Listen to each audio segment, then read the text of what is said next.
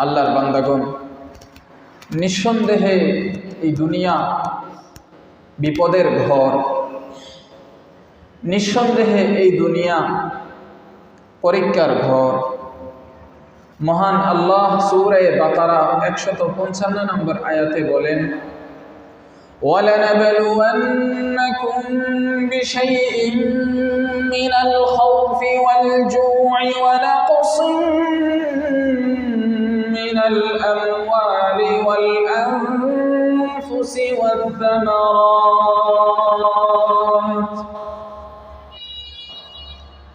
আল্লাহ বলেন, আমি অবশ্যই তোমাদেরকে পরীক্ষা করব। কিছু ভয় দিয়ে পরীক্ষা করব তোমাদেরকে। আমি তোমাদেরকে পরীক্ষা করব কিছু ক্ষুধা দিয়ে। আমি তোমাদেরকে অবশ্যই পরীক্ষা করব তোমাদের মাল সম্পদ এগুলোতে ঘাটতি দেওয়ার মাধ্যমে, লস করার মাধ্যমে,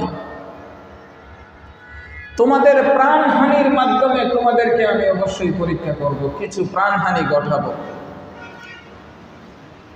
আমি তোমাদের ফল ফসলের কিছু ঘাটতির মাধ্যমে আমি তোমাদেরকে পরীক্ষা করব।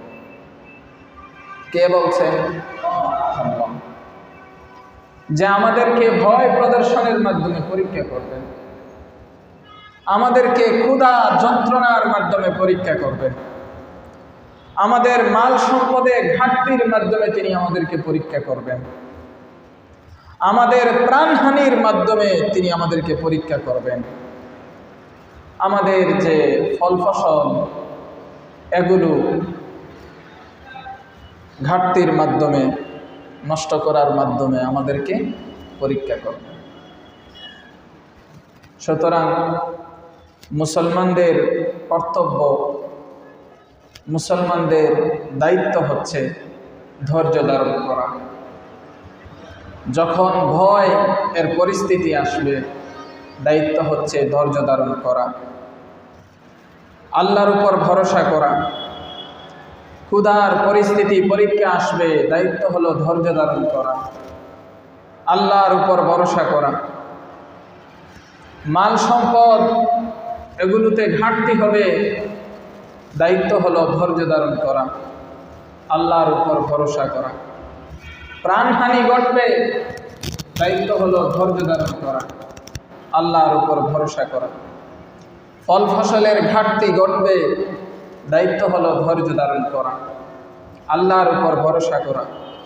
এবং দায়িত্ব হলো আল্লাহর রহমত থেকে নিরাশ না হওয়া। আল্লাহর রহমত থেকে কি না হওয়া? নিরাশ না হওয়া। আমাদের এই জমানায় ফিতনা, কুপ্রবৃত্তি অনেক বেড়ে গেছে। কম বেশ সবাই ফিতনায় নিমজ্জিত।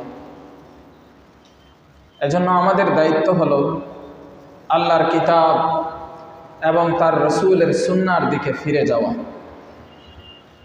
এবং আমাদের দায়িত্ব হলো আমাদের নিজেদেরকে, আমাদের পরিবার পরিজনকে ঈমানের উপর, সত্যবাদিতার উপর এবং সৎ কর্মে লালন পালন করা। এগুলো আমাদের দায়িত্ব।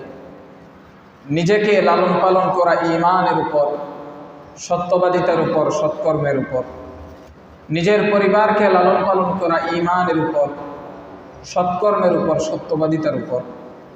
নিজের পরিবার পরিজনকে লালন পালন করা ঈমানের উপর, সৎকর্মের উপর, সত্যবাদিতার উপর। এবং আল্লাহর কাছে দোয়া করা, হে আল্লাহ, আপনি আমাদের অন্তরকে সংশোধন করে দিন। হে আমাদের আল্লাহ, আপনি আমাদের আত্মাগুলোকে পবিত্র করে দিন। হে আমাদের আল্লাহ, আমাদেরকে আপনার নেক বান্দাদের অন্তর্ভুক্ত করে দিন। নিঃসন্দেহে আল্লাহ আমাদেরকে সঠিক পথ দেখাতে পরিপূর্ণরূপে সক্ষম।